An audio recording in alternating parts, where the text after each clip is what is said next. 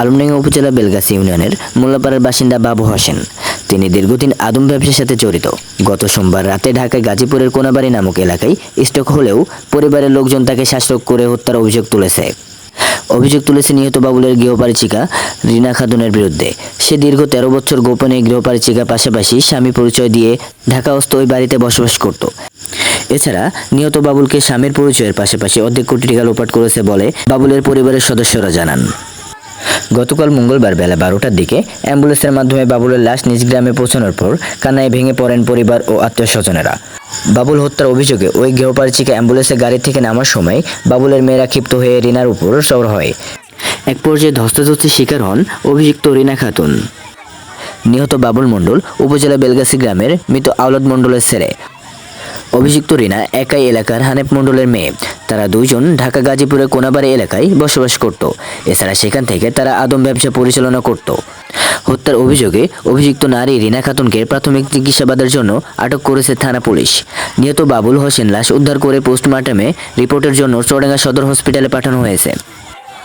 স্থানীয় পরিবার সূত্রে জানা গেছে, উপজেলা বেলগাছি গ্রামের বাবুল হোসেন গত 13 বছর আগে তিনি জন্ডানে দীর্ঘ 7 বছর কর্মরত ছিলেন। দেশে ফিরে তিনি আদম ব্যবসার সাথে জড়িয়ে পড়েন। ঢাকার গাজীপুরের কোনাবাড়ি নামক এলাকার একটি ফ্ল্যাটে বসবাসের পাশাপাশি আদম ব্যবসার একটি অফিসে খোলেন।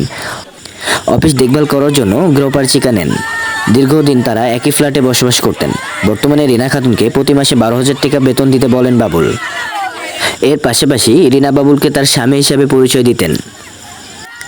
বাবুলের মেয়ে মুক্তা জানান, গত 6 মাস যাবৎ বাবুল শারীরিকভাবে অসুস্থ বোধ করলে তিনি তার পারিবারিক নিকট যোগাযোগের চেষ্টা করেন।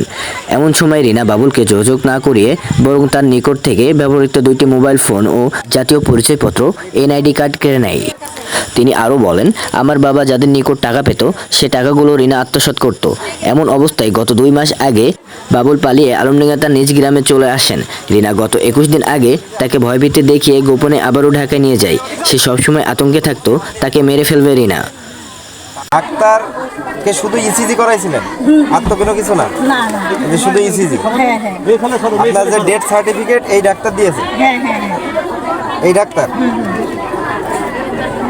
ডাক্তার হলো কোনাবাড়ি।